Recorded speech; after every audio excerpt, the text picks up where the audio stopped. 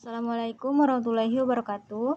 Saya Neni Widya Astuti dari PGMI 3. Di sini saya akan menyampaikan materi hari ini mengenai wawancara sebagai pengumpulan fakta. Yang pertama itu ada pengertian wawancara. Wawancara jurnalistik adalah wawancara yang dilakukan wartawan dalam rangka mengumpulkan data dan fakta dari bahan berita untuk menjadikannya sebagai berita. Wawancara ini bertujuan untuk mengumpulkan data dan fakta dalam rangka penyusunan berita agar menjadi berita yang memenuhi persyaratan sehingga layak dimuat di media massa. Kemudian yang kedua itu ada jenis-jenis wawancara untuk mengumpulkan fakta. Itu terbagi menjadi 4. Yang pertama itu wawancara berita atau news fact interview. Yang kedua itu wawancara cerobong atau funnel interview. Yang ketiga itu wawancara cerobong terbalik, yaitu atau inverted funnel interview.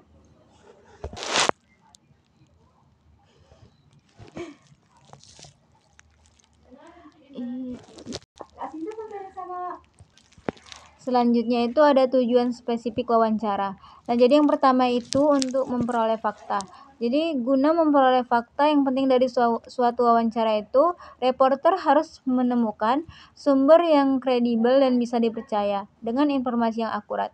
Wartawan juga bisa mewawancarai orang yang kebetulan ditemui di jalan untuk dimintai pendapatnya mengenai kondisi kritis ekonomi Indonesia. Yang kedua itu untuk mencari kutipan.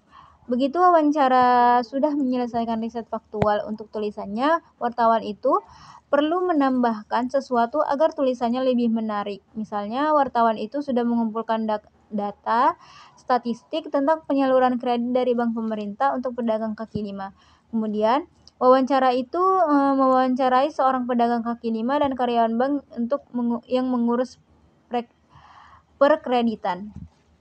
Kemudian yang ketiga itu untuk mengumpulkan anekdot.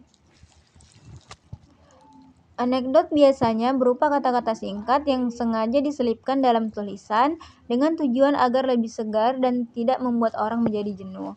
Kemudian yang keempat itu ada untuk memberikan karakter pada situasi. Wawancara dapat menggunakan reaksi seseorang di lokasi peliputan untuk memberi karakter pada situasi. Misalnya, dalam meliput korban gempa bumi, wartawan menemukan seseorang perempuan tua berdiri di depan reruntuhan bangunan yang dulu pernah menjadi rumahnya.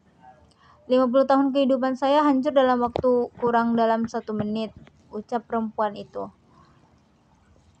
Kemudian yang terakhir itu ada untuk mengkonfirmasi apa yang sudah diketahui.